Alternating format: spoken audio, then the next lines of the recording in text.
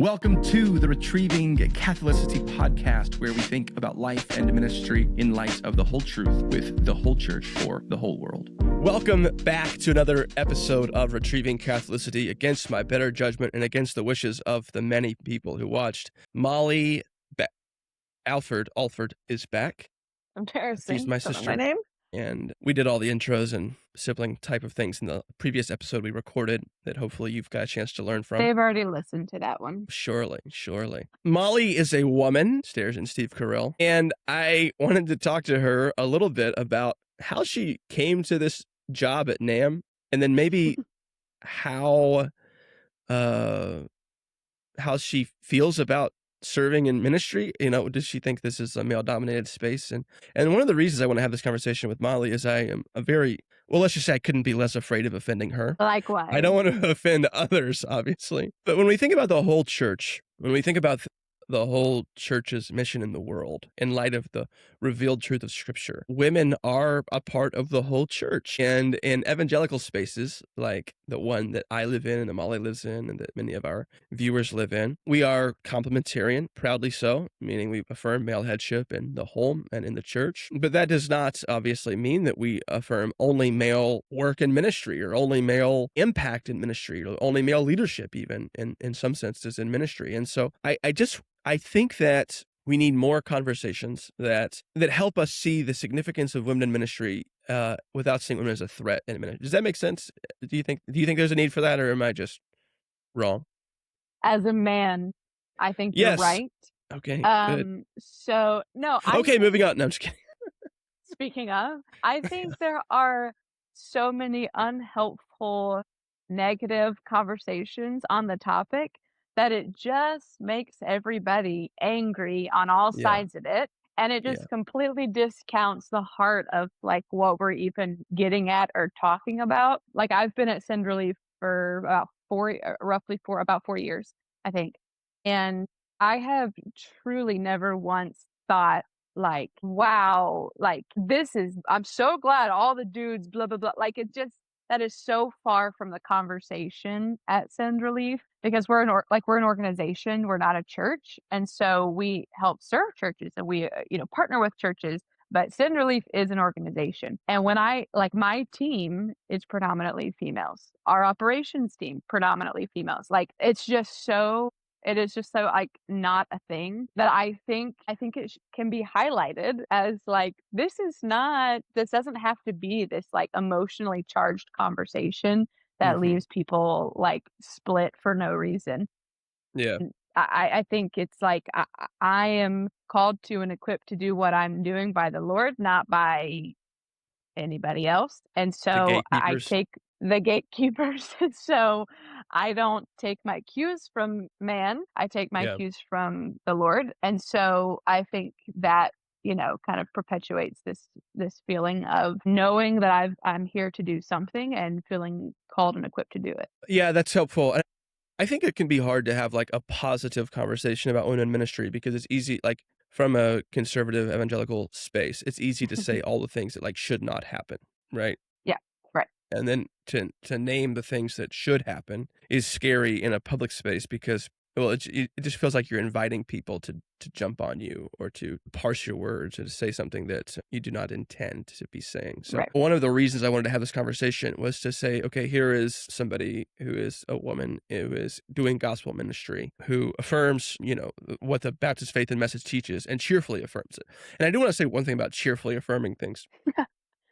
I am finding that the things that I don't like cheerfully affirm, I am on a trajectory to maybe deny at some point. And so that's not to say that I love everything that I believe the same, but it is to say that I'm learning to fully embrace God's truth and like cheerfully embrace it. And so I think trajectory arguments can be bad. Like, oh, they're on a trajectory to this. Well, maybe not, maybe, who knows? But I do think that on topics of gender, when we are like unsettled or unsure, or unconvictional, I guess, and cheerfully, and we don't say, hey, I cheerfully confess these things, then we set ourselves up for failure. So as somebody who is not questioning the Bible as summarized in the Baptist Faith Message 2000, Molly is in ministry, doing important ministry, And I wanted you to hear a little bit of her story, because sometimes through biography, we can sort of see how God's working in another and then see how maybe he will work in us. So if you could, Molly, tell us a Mhm. little bit, and as much detail as you feel comfortable sharing, obviously, about how you came to this particular role in ministry.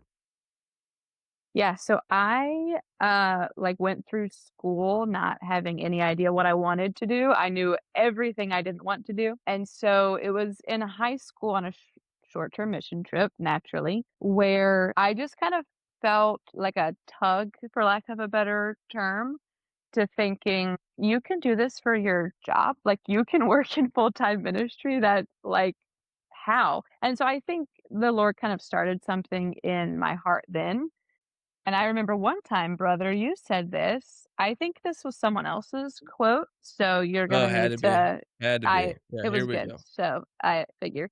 But when I was graduating high school, you said or maybe college. I think I was graduating college. Yeah, because you were in your house. I was graduating college, and and you said to me, "Don't climb your tower or ladder of success only to find that you leaned it against the wrong house." And it was like then that That's I pretty was good. I think like, I said that. I don't know. I think that was me. I'm gonna look that one up. But someone said it and it came from you by however where it originally came from, I don't know. And so that kind of like kind of perpetuated what the Lord was already kind of telling me. And so when I graduated college, I graduated early. I was a communication major. I didn't need 4 years. So I graduated early through connections that our family had had for a while, went to Denmark to serve overseas for like kind of like a fall semester, so several months, A and gap just year. loved.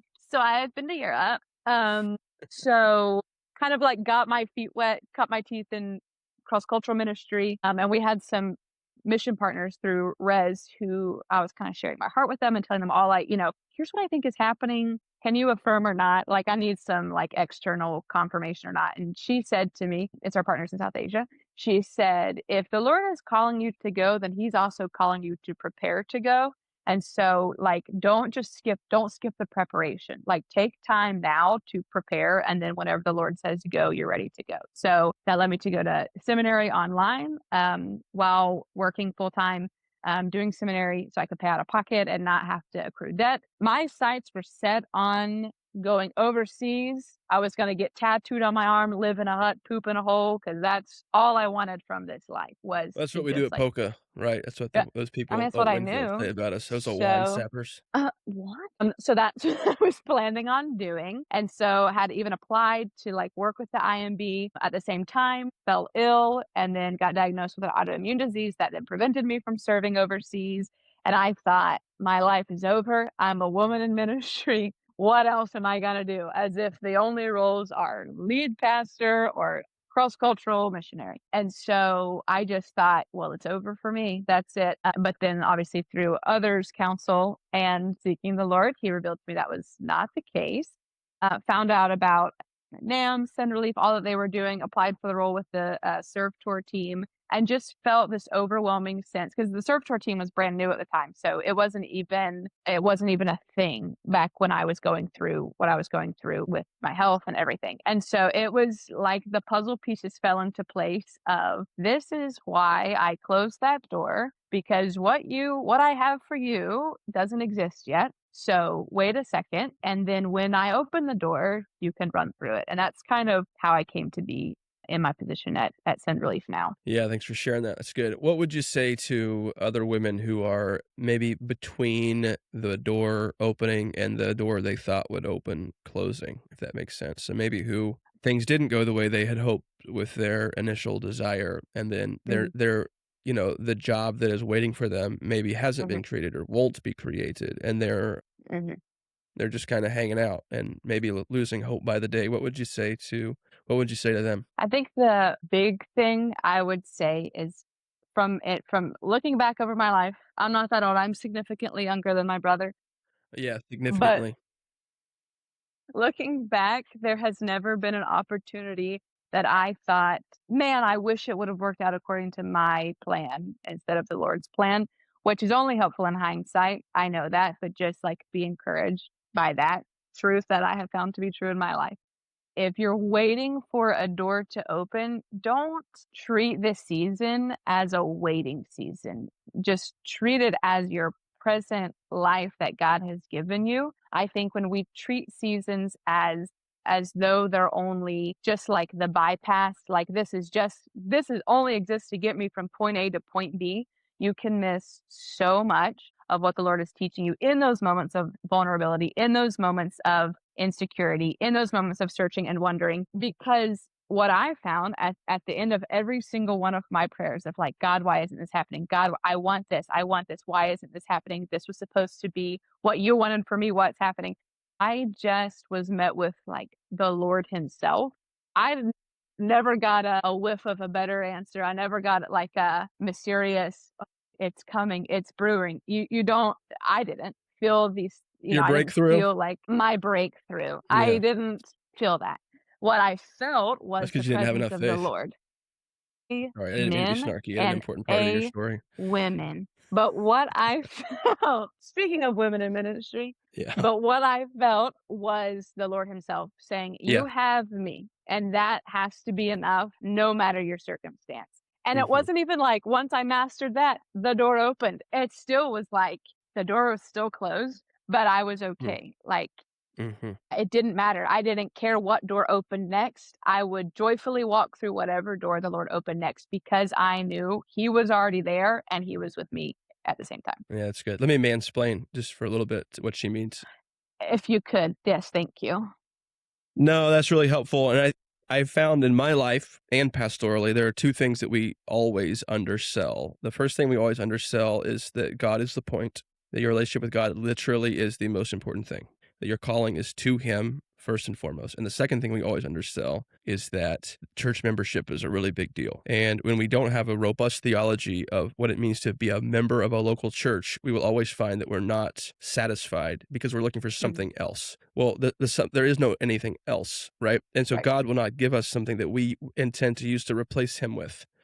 And sometimes we desire things in ministry in idolatrous ways, and then God has to redeem those ambitions and redeem those desires, and he will make us useful, and we can begin to pray those prayers and seek those things. But when we realize the significance of who he is to us right now and the significance of life in the local church, that those are not gateways to anything. Right. There is nothing better than Right. belonging to God and being counted among his people. No job, no book deal, no degree, no title, no office, no anything. And when you lose sight of that, this is just general humanity here, all right? But when we lose sight of that, then we are tempted to make a mess of things and to not do with ministry what God calls us to. And I think so much of the conversation around women in ministry is a list of like can and can'ts. You can't do this. They can't do this. You can't do this. And it's like, no one can do everything. So that's not exclusive to women who can't. There's a list of things we can or can't do. Like there are things that everybody can't do. And so if we only harp on things that we say, you can't do this, what a joy it is that I've sat under great pastors who will give account for my souls, and I don't have to do that. So we're good. But I think we also relegate things to like the can or can't list, and we make them like those are for vocational ministry people. No, like the call of Jesus is like the call of Jesus. Like you're obedient. You observe the spiritual distance. Like you still do all of these things regardless. And I think it gets painted in such a negative light of a can and can't that we lose sight of the joy of getting to participate in God's mission in the way he has uniquely gifted and called us. There are the whole things that I could do, but I shouldn't do. Yeah. And I think those are just as important to pay attention to, of knowing what God has called and gifted you to do and empowered you to do it, instead of harping on like can, can't, that type of language. I think too, one thing that gets assumed in this conversation is that all men are able to be pastors by virtue of their maleness or manhood. Right. And the reality is that is one qualification. And that qualification is grounded in, theological principles and creational order and all these different things like that doesn't glorify man as man's self. And so like what happens when you treat all women with suspicion and all men with like, oh, you're good. Well, they're still like, a lot of qualifications the male has to meet to be a pastor. And Mhm. so the vast majority of men are not called to be pastors. People can do administrative things, men and women. So I'm not like going down that rabbit hole. But Mhm. what I am saying is that when the whole thing is framed by like who can, who can't, and that we like Mhm. women can't, men can, one of the things that gets lost in that discussion is not only that there are like a multitude of ways to serve in God's church, Yeah. but the other thing that gets lost is like, well, let's just say it's almost like men are like, you already have your first one. So like what, let's keep going. No. It's like, all right, do you desire this office? Are you able? Do you have all these other qualifications? And if the Mhm. answer is no, then like your maleness does not make you enough Right. to be a man. Let's talk a little bit about your experience sort of, working in ministry. Do you like Mhm. feel your womanness a lot, in the sense of like disconnected from people in the room or looked down upon, or like, what's that experience like? I mean, I'm not going to say I think sometimes we can act like it's terrible and sometimes we act like it's no big deal. Like, I don't know. I just don't even know how to ask the questions. Take it, sister, before I get canceled. Yeah, I was gonna say, you better wrap that up. There are very frequently I am the only female in the room, so it's kind Yeah. of like you can't not notice, but I've never felt like we've got the token in the room, we can operate business as usual. Yeah. And that's a lot of credit also to the folks I've worked with of there's no it's not a thing. And so yeah, very, very regularly I am the only female. Again, I don't this isn't a church, and so this is an organization, and I don't feel like I have like a cap or a ceiling here because of my gender. And the people I work with don't operate that way either. And so like we work faithfully, diligently as unto the Lord, regardless of what we're doing. And so I don't feel there's a certain amount of, I don't know, pride that comes with being the only female in the room. It's not like there's no intimidation and there's no kind of like, I'm the odd one out here. I think what I see is more and more folks, even maybe being challenged by what beliefs they once held or they currently hold, and overcoming them or at least cooperating regardless. And so I think, I just work with a lot of, and I'm talking like church leaders outside within Sin Relief. It's Yeah. like it's a totally different, like it's But you interact with fantastic. a lot That's of not even a Southern Baptist question. pastors. Right. Like that's my Yeah. whole job. Yeah. And so I could see how it could, or the assumption going into it would be like, I'll be dismissed. They don't care. Yeah. They won't And so take you I think seriously. they won't take me seriously. They'll think I'm the secretary. They'll Like, talk over you you know, like that. y- Yeah. Like, sorry. Go ahead. speaking of, I'm smiling in the video. It's a joke. Go ahead. So, so I could also walk into it like guns blazing, ready for a looking for fight, those things. Yeah. looking for those things. And Yeah. but I don't believe that's how I should operate. I think we go in assuming positive intent. I go in assuming like these are my brothers in Christ. I'm giving them the benefit of the doubt, and are they've been great. Like like I say, I've never felt like, oh, hush, the men are talking. And I think Hmm. that's kind of the common conception of what people can think. I work hard. I know my stuff. I'm prepared going into meetings. And so it's not like I want to take a way out or kind of use the woman card and say like, listen to me because da da da, or don't listen to me because da, da. Like I Yeah. work very hard. I do my job, and yeah, I think we just kind of like meet in the middle. We both come to conversations. We all come with humility, areas of expertise and areas of weakness, and we respect each other in the process regardless. Yeah. That's interesting. And that's good to hear. I assumed that was probably the case, but obviously I would never want to put words in your mouth as your brother. Far be it from you. Church life, you're obviously a devoted church member. Yes. Yeah. I guess being a woman in the church, I don't know. Where do you, in a complementarian church, in a Southern Baptist church, have you felt like ministry is meaningful for you? Have you felt like, I don't want to think like, are you treated as a threat as a gifted ministry person? I don't know. What's your experience been Yeah. there? I love serving within my local church, like regardless of where I have lived in the world. The local church has been like, that is like the non-negotiable, obviously. And serving in the local church has been non-negotiable. So serving within my congregation, serving with my congregation outside of the church, like those are just non-negotiables. And I have always felt empowered to serve in all the ways that God has called me and gifted me. And honestly, in ways that he probably hasn't, but there was still a need that needed to be met, like in church plant life. Like, you Yeah. might not be very good at XYZ, but I love the Lord, I love my church family, and I will do this imperfectly until we can have someone who does it perfectly. And so I've always kind of operated with that mindset. Like at my current church here in Georgia, I get to serve as like the lead volunteer for local missions. So we think about, how do we serve locally? Like how do we serve in our community? And so I get to lead that team. And again, it's always been just like a fantastic partnership with the staff of the church, with other folks within the church serving in that capacity and leading in that capacity, and just always remembering, like, this is God's church. Yeah. Like, I'm serving the Lord, and I'm serving his community as he has called me to. I'm serving the church that he has put me in, and Yeah. I'm happy to do it. So And I think too, I mean, this is a theological principle that God's not going to call you something he forbids. And so right. like in ministry, when you're serving in your sweet spot, like God's given you his desires, passions, giftings, opportunities. He's not going to be like, these will only be fulfilled in the space that I have designed for you not to hold. Like, like I think Right. sometimes when there's a couple of things we do, when we over fixate on authority to the point that we scare women, like, okay, I don't want your job. Like, what are you, like, I'm what are you not trying to coming for you. yeah, like I agree. Like, okay, like I get it. Right. And the second is when we are so pastor centric that the only way we conceive of anyone having a meaningful ministry roles in the local church is to be the pastor. Then we can leave people in Am this I like really allowed to frustrating say, spot.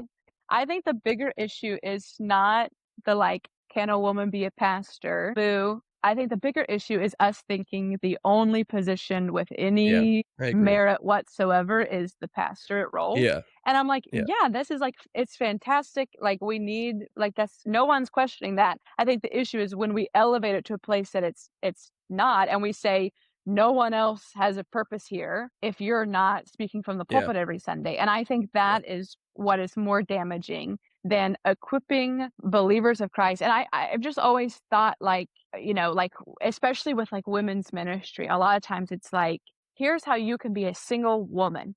Here's how you can be a married woman. Not, here's how you can be a faithful follower of Christ. yeah, And I think that is what that's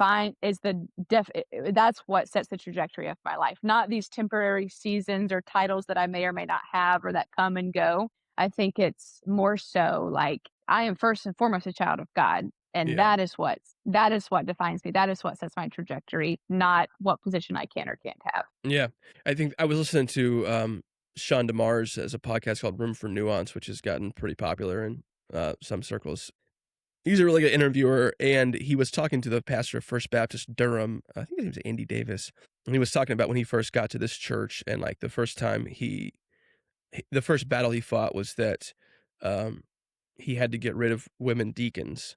And then like 10 minutes later, he said, our church has women deacons. And he was like, and I remember like, let me hear the story. The story was like, deacons were in charge of everything. And Yep. Everything in the church revolved around who has authoritative power in this like really unhealthy way. And so the route to power was through the deacon board. And so he said, to get our ecclesiology right, we have to change this. And so right now, the people who are deacons are in charge. And so Paul's pretty clear when he says, I do not permit a woman to teach or have authority. So women can't be deacons. And so he went through this process to say women can't be deacons. And now they have a biblical ecclesiology and women can be deacons because deacons are servant ministers in the congregation. And so I thought it was interesting to hear him begin to talk about like how he got rid of women deacons and then how he implemented women deacons. Right. But the point is that that he had to get to a more robust biblical ecclesiology first. And a robust biblical ecclesiology in the Baptist tradition has always said we are a kingdom of priests, right? We are the priesthood of all believers, the role of all believers in the mission of God. And when we relegate that to only discussions of authority and leadership,